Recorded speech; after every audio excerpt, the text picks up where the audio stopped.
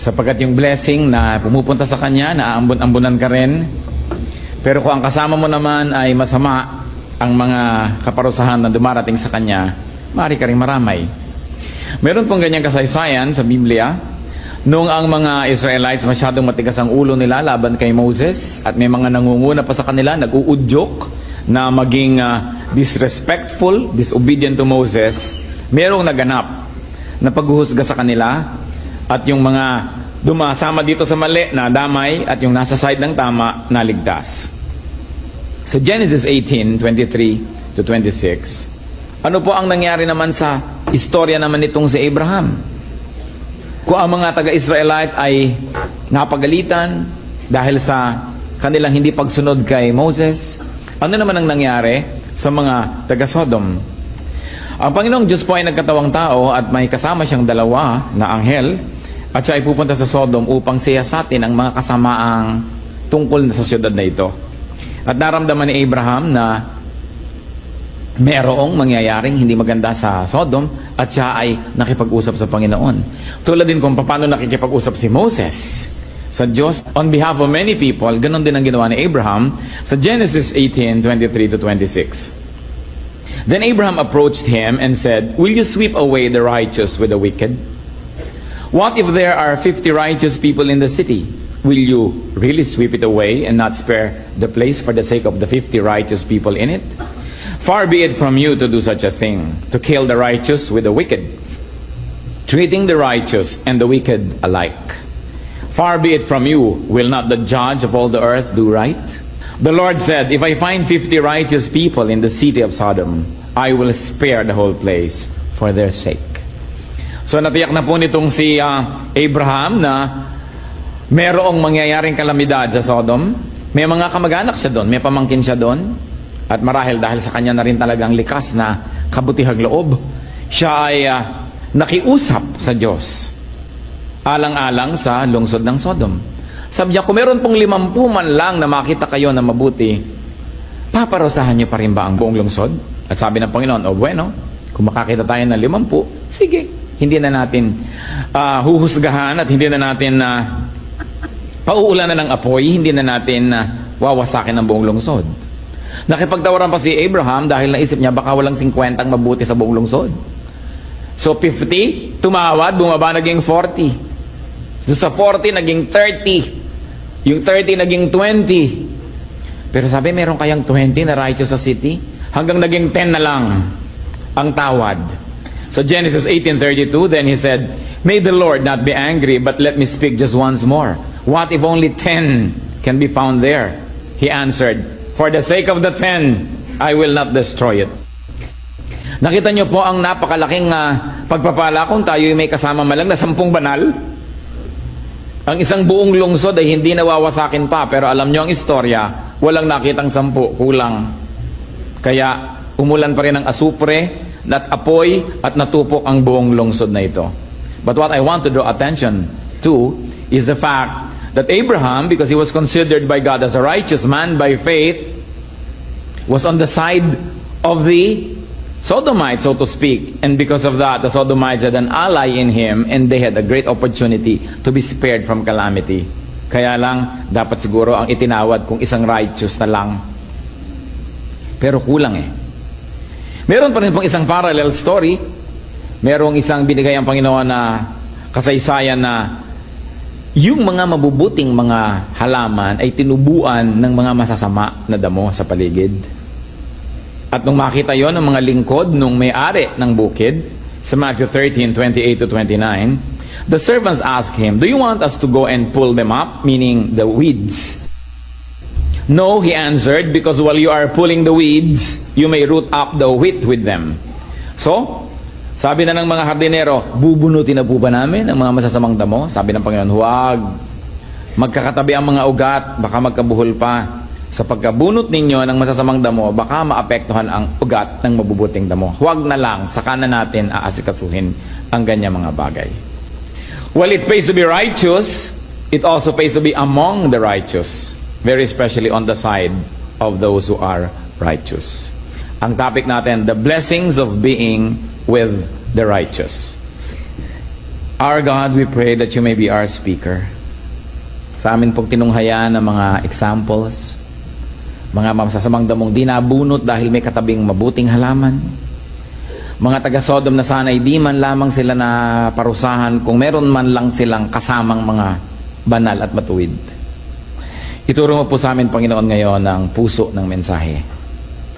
Nais namin po kayo ang mangusap, turuan niyo po kami, makinig kami na inyong salita. Kung meron pong sagabal para kami ay lubos niyo mapagpala, iwinawaksin namin ito.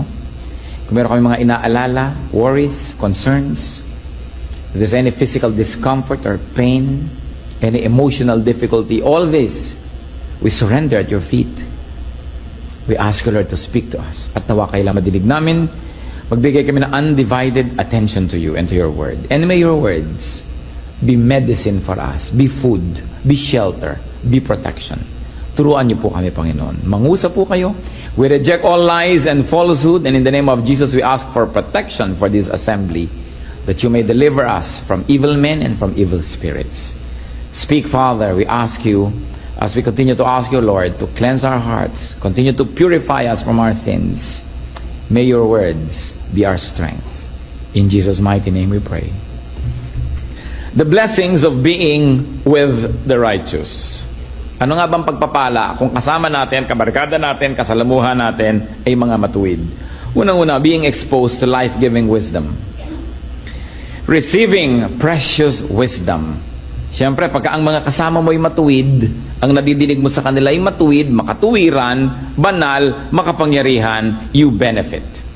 Proverbs 10:11, the mouth of the righteous is a fountain of life, but violence overwhelms the mouth of the wicked.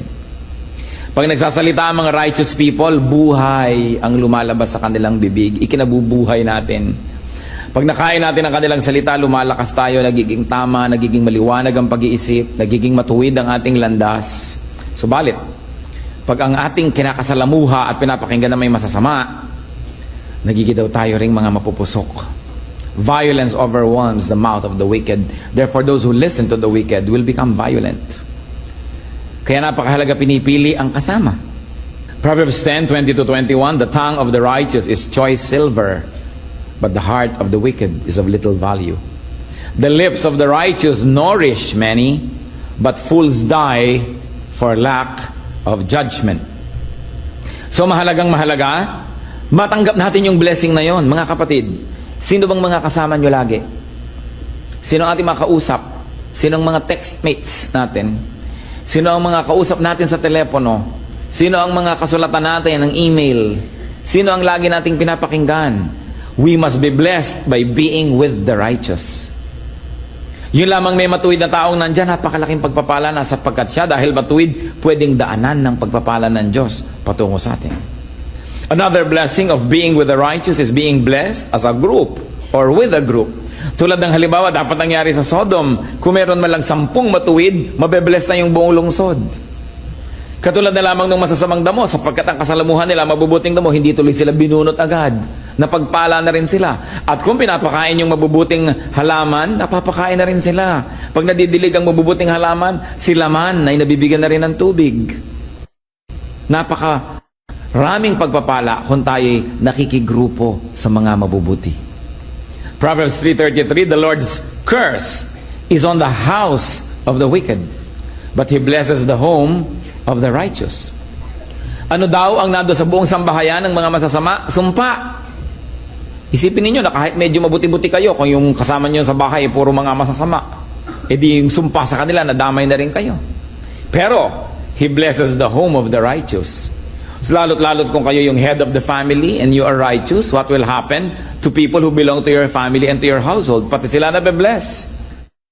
Nakikita ninyo, pati mga tauhan, mga katulong, mga empleyado sa bahay ng isang taong pinagpapala ng Diyos, mas masarap ang kinakain nun kesa doon sa mga ibang member ng family na ang head ay hindi pinagpapala ng Diyos, gutom ang inaabot nila. Pero kung ikaw ay napasama sa isang taong matuwid at pinagpapala ng Diyos, kaya ikaw ay anak, kaya ikaw ay empleyado, kaya ikaw ay nandun sa kanyang kinukupkop, pati ikaw nababless. Kaya kung tayo po ay nasa piling ng isang pinagpala, nasa piling tayo ng isang taong matuwid, nasa piling tayo ng mga taong alam natin pinagpapala ng Diyos, yun palang blessing na. Napakasarap na kasalamuhan natin ang mga kinalulugdan ng Diyos. Kung sakasakaling naka-schedule na pa ng lumaglag ang eroplanong ito dahil may sumakay na kinalulugdan ng Diyos, makakarating pa muna to sa airport. Ngayon, kung bumaba na yung kinakalugdan, lilipad pa ulit, kasama ka pa, abay, nanganganib ka na nun. The blessing of being with the righteous. For the sake of the righteous, God does many wonderful things. Ganon na lang ang pabor niya na ibinibigay. Proverbs 11:10, when the righteous prosper, the city rejoices. When the wicked perish, there are shouts of joy. So, pati buong lungsod natutuwa kung merong mga mabubuting tao doon na sila ay umaasenso, nagkakaroon sila ng mga kabuhayan kasi ang lahat nabibiyayaan. Kanino ibibigay ng Diyos ang pagpapala? Eh, doon sa righteous, doon sa mapagbigay, doon sa mapag-share. Kasi marami nagkakaroon. Proverbs 12:7, wicked men are overthrown and are no more, but the house of the righteous stands firm. Yan ang concern po ng maraming mga magulang, mga ama, mga ina, isa't mga ate at kuya. Gusto natin mabigyan ng security ang ating mga anak, ang ating mga nakababatang mga kapatid, ang mga taong nasasakupan natin. But what better thing is there to do in providing security for your loved ones than in being righteous? Because when you are righteous, the Lord blesses your house. The Lord blesses your household. You want security for your family? There's one thing you should do. Be righteous. Sa pagkakamali ng iba, sa kagustuhan nila na mabigyan ng financial security, kung minsan ang kanilang mga anak, ang kanilang asawa, pamilya, they become corrupt.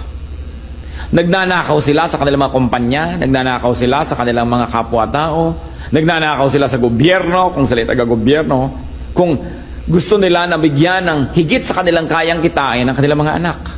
Pero ano ang ipinapamana nila? Kahihiyan. Insecurity dahil baka ka mabisto. Ang ibinibigay mo ay galit ng iba. At kung makalusot man sa tao, hindi makakalusot sa Diyos. Kaya ang sabi, sumpa ang naghihintay sa lahat ng members ng isang household na wicked yung kanyang leader. Kaya dapat matuwa ang mga anak o ang mga magulang nila, very honest, very straight sa buhay, kahit na hindi masyadong maraming pera, hindi maraming sobra, pero straight at maayos, godly, you know that God's favor is upon you. Kasi kahit marami tayong kitain, kung napaka-pangit ng kalagayan natin sa harap ng Diyos, eh ang dali-daling bawiin nyo ng Diyos, isang pagkakasakit mo lang, kulang pa, may utang ka pa. Kahit marami kang nadilihensya sa maling paraan. Pero kung gusto kang pagpalain ng Diyos, kahit maliit lamang iyong kinikita, nakita nyo yung 2 isda at 5 pirasong tinapay, na maraming napakain, dahil pinagpala ng Diyos. So yung konti nating kabuhayan, napagkakasya, sumasobra pa kung pinagpapala ka ng Diyos. Pero kung hindi, kahit ang dami mong pera, kulang at kulang pa rin. At kung minsan kahit ang damit, hindi naman kulang, pero ang kulang naman yung kaligayahan mo. Nagtataka ka, nabibili mo gusto mong bilhin, nagagawa mo gusto mong gawin, napupuntahan mo gusto mong puntahan, pero merong kulang sa iyong puso. May kulang pa rin. Because unless the Lord blesses what you do, it will never give you what you are looking for. So the best thing is to be righteous.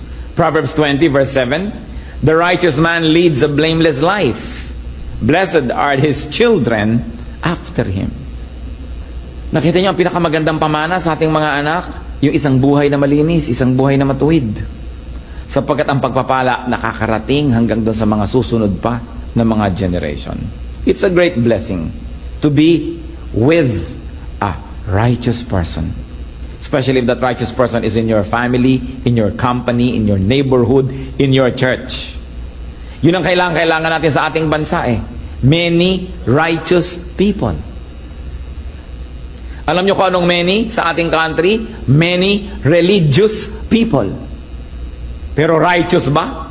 That is what we need as a nation. Righteousness. Not religion. Tayo na ang pinaka-relihiyosong bansa sa buong daigdig. Pero anong bunga ng relihiyon? Puro mga balat kayo, pakitang tao, pero hindi mo makita sa gawa.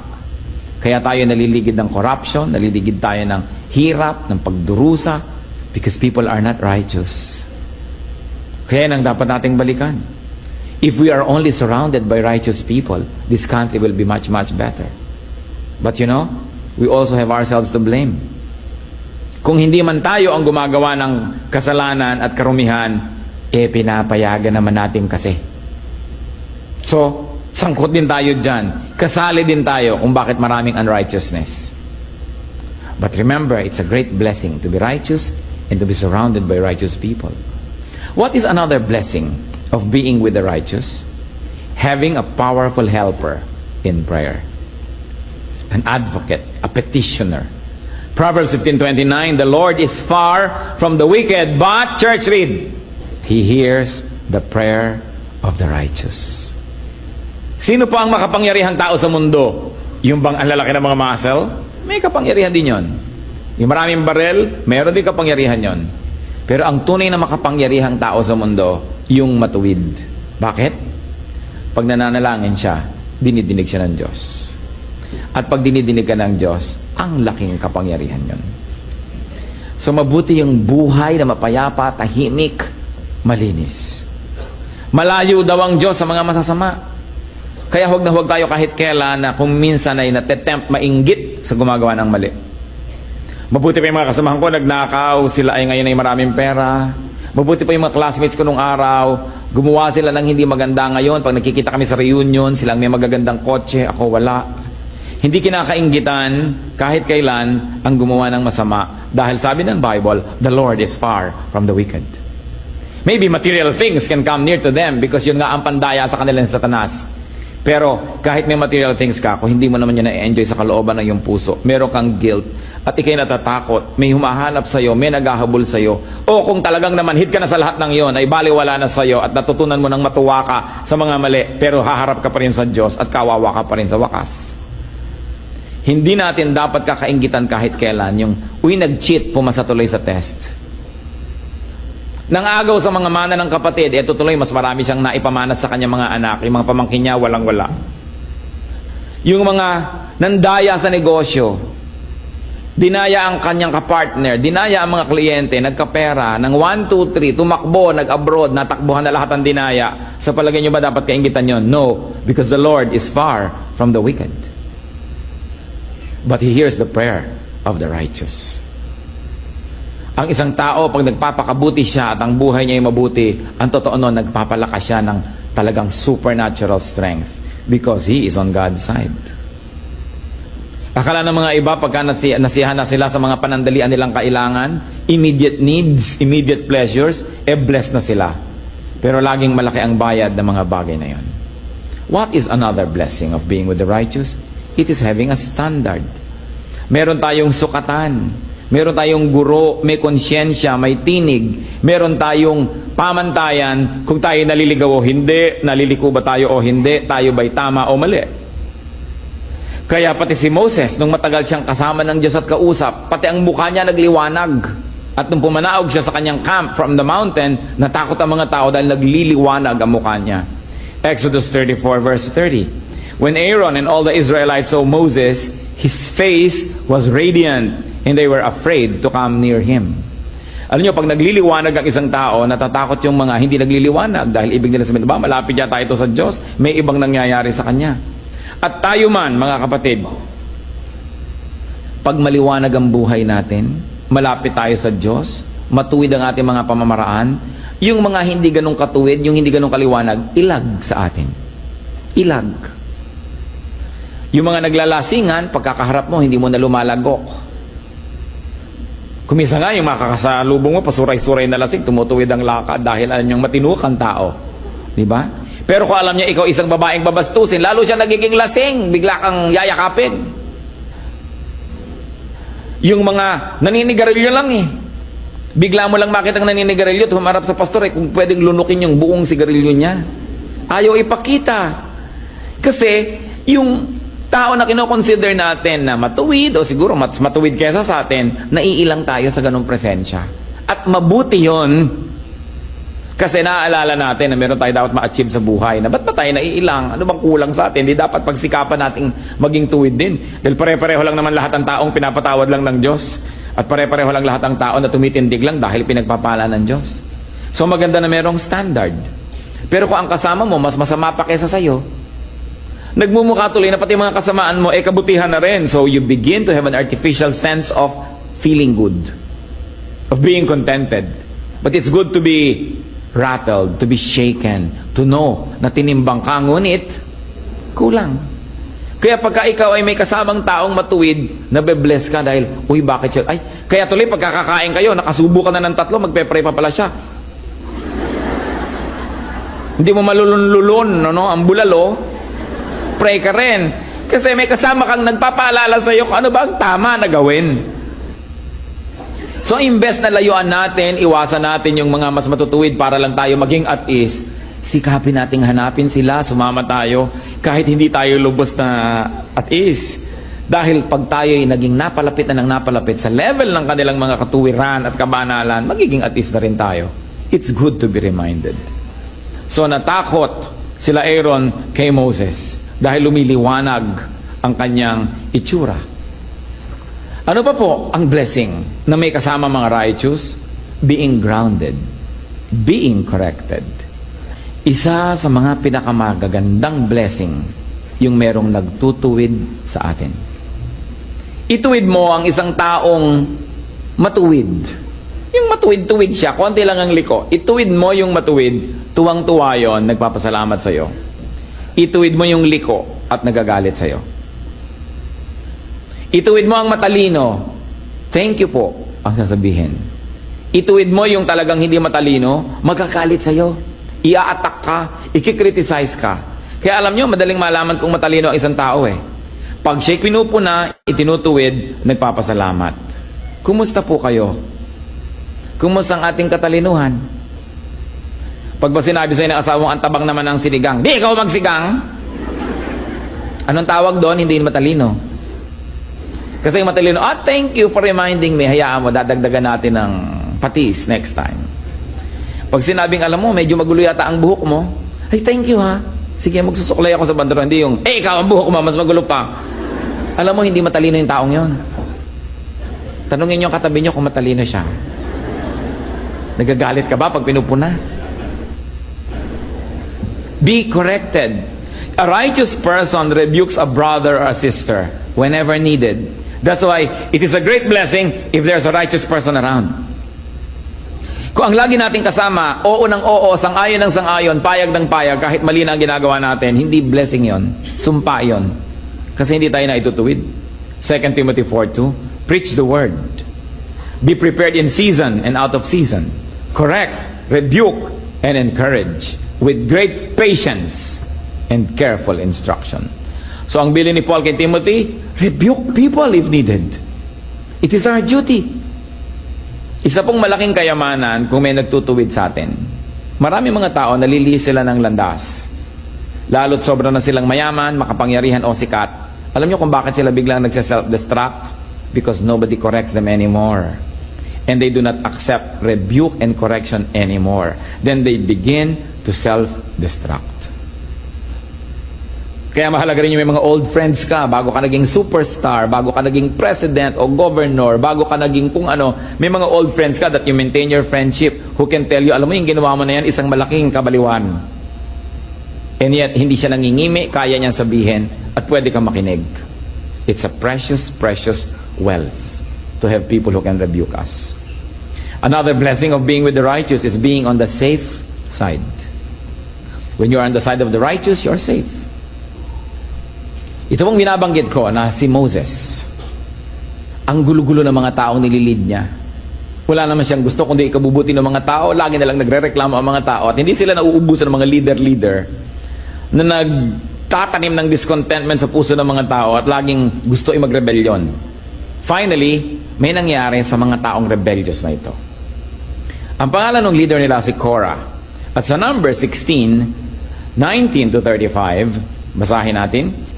When Korah had gathered all his followers in opposition to them at the entrance of the tent of meeting, the glory of the Lord appeared to the entire assembly. The Lord said to Moses and Aaron, separate yourselves from this assembly so I can put an end to them at once. But Moses and Aaron fell face down and cried out, O God, God of the spirits of all mankind, will you be angry with the entire assembly with only one man since? Then the Lord said to Moses, say to the assembly, move away from the tents of Korah, Dathan, and Abiram. Moses got up and went to Dathan and Abiram, and the elders of Israel followed him. He warned the assembly, "Move back from the tents of these wicked men. Do not touch anything belonging to them, or you will be swept away because of all their sins." So they moved away from the tents of Korah, Dathan, and Abiram. Dathan and Abiram had come out and were standing with their wives, children, and little ones at the entrances to their tents. Then Moses said, "This is how you will know that the Lord has sent me to do all these things, and that it was not my idea. If these men die a natural death and experience only what usually happens to men, then the Lord has not sent me. But if the Lord brings about something totally new, and the earth opens its mouth and swallows them with everything that belongs to them, and they go down alive into the grave, then you will know that these men have treated the Lord with contempt." As soon as he finished saying all this, the ground under them split apart, and the earth opened its mouth and swallowed them, with their households and all Korah's men and all their possessions. They went down alive into the grave with everything they owned. The earth closed over them, and they perished and were gone from the community. At their cries, all the Israelites around them fled, shouting, "The earth is going to swallow us too." And fire came out from the Lord and consumed the 250 men who were offering the incense. You see this great lesson. Merong lideran, nagtatayo ng rebellion against Moses. May mga sumusunod naman at may dalawang sumunod sa kanyang minor leaders. Anong sabi ng Panginoon? Ihiwalay ang mga yan at nang matapos na ang usapin na ito. At sabi ni Moses, huwag kayong lalapit sa kanilang kampo. At yung buong kampo nila, naglabasan sa kanilang tent, itong mga leader, pati mga asawa, mga mumunting anak, lahat ng kanilang mga alagang mga hayop, ang kanyang mga ari-arian, ang lahat ng mga tagasunod. Anong ginawa? Bumuka ang lupa at nilulun silang lahat ng buhay at sumarang muli. Alam nyo, nakarinig ako ng mga kwento ng mga gerilya nung araw na naglilibing sila ng buhay ng mga makapili. Inililibing nila sa pampang ng ilog yung mga makapili buhay.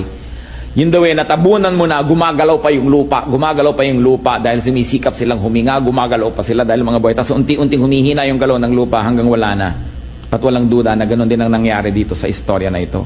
Nilulo ng lupa ang mga tao, buhay, kasama ang mga anak, mga katulong, lahat ng ari-arian, sapagkat kung ikaw nasa panig ng masama, nadadamay ka. Hindi ba ngayon din ganun? Subukan mong napakasama ng ugali ng iyong magulang at marami kang mamama ng kaaway. Kung yung magulang mo mahilig makipag-away sa kanya mga hipag, mga kapitbahay, ikaw din kaaway ka ng mga anak ng mga kaaway niya. Hindi na matapos-tapos, generation to generation. Subukan mo na palaaway ang tatay mo pag nalalasing, hinahamon ng babag pati tren. Siguradong ikaw ay masusugatan, kaaawat, pati ikaw mamaya mapapaaway ka na rin. Talagang nagkakadamay-damay pag nando ka sa panig ng masama. Kaya yung mga iba nagpunta lang sa bahay ng isang kaibigan, nag-raid bigla doon ng mga may kapangyarihan, meron palang drug and pot session nangyayari doon. Nadamay siya kahit nanghihirap lang siyang notebook. Kasi nandun siya sa maling lugar, kasama siya ng mga paparusahan. Kaya, do not be on the side of the wicked.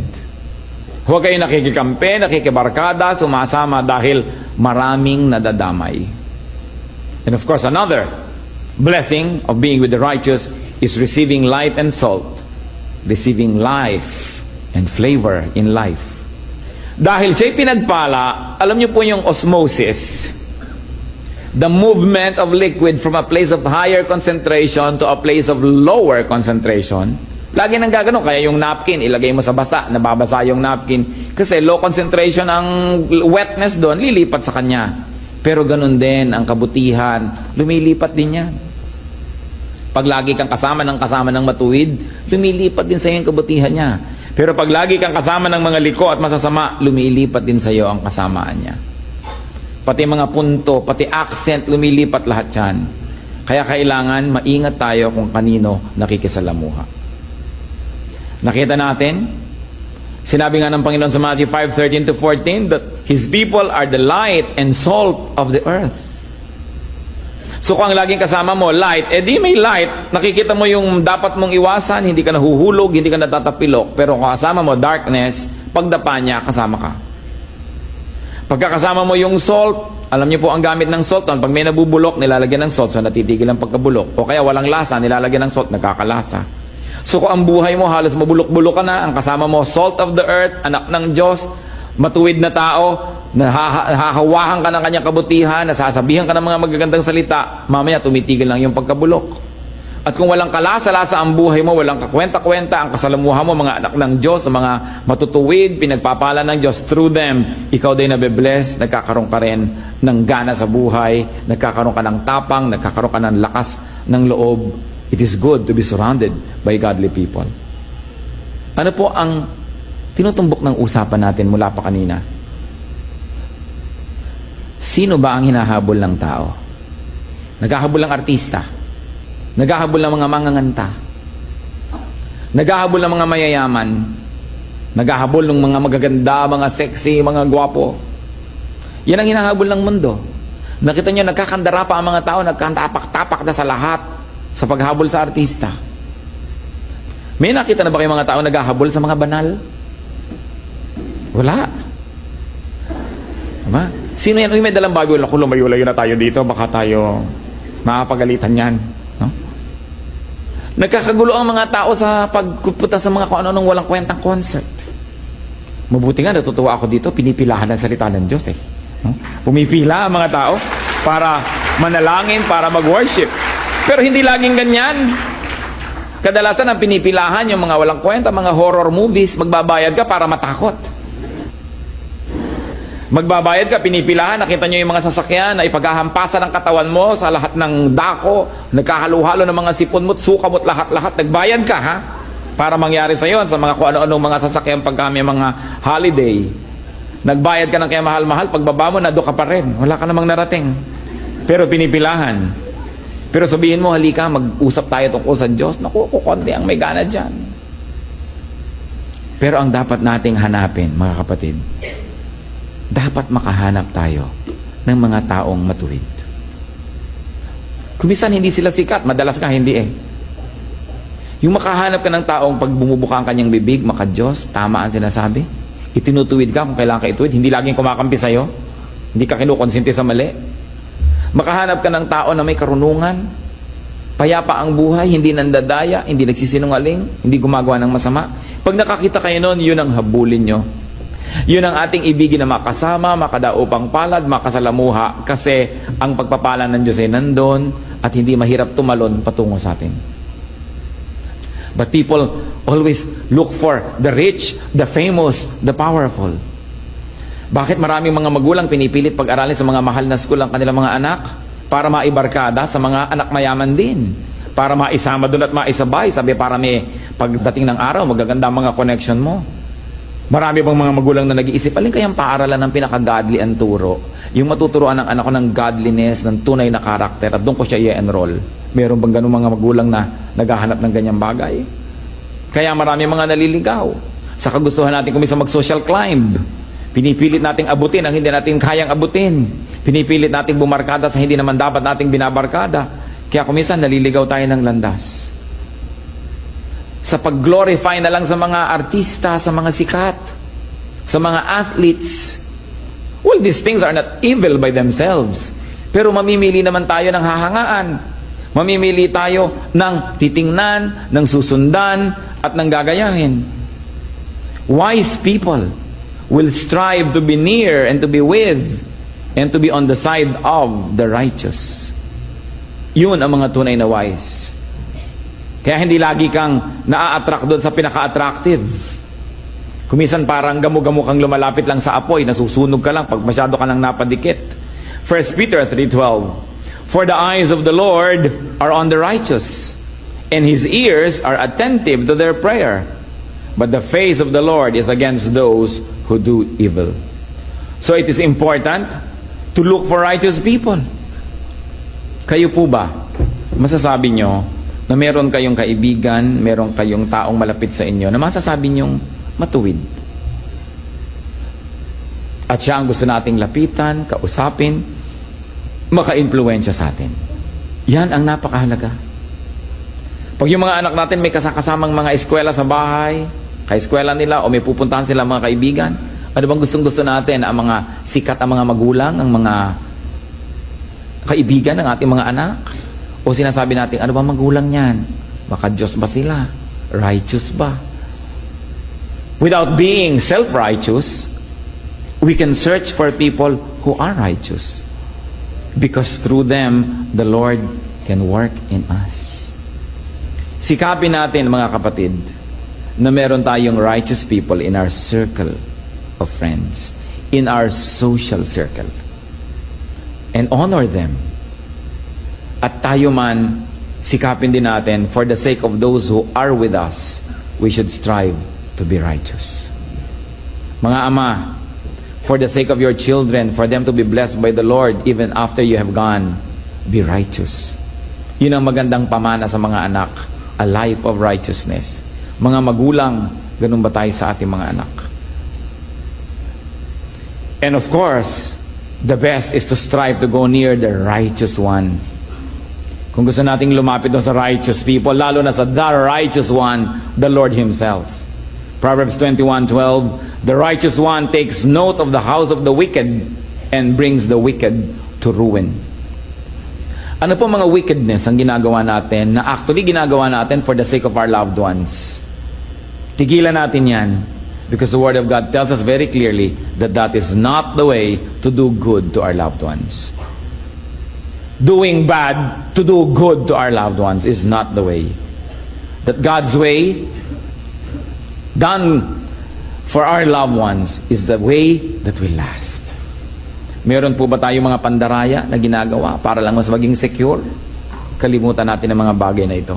Security is in righteousness. Meron ba tayong a part of our lives that are unrighteous? It's time to really think about them. Bakit po dapat natin binabalikan ito? Kasi pwede tayong malibang. Nagpupunta tayo sa church, nagsiserve tayo, nagdo-donate tayo, marami tayong ginagawa. Pero possible na meron pa rin tayong iniingatan ng mga unrighteous acts, unrighteous habits and attitudes in our lives.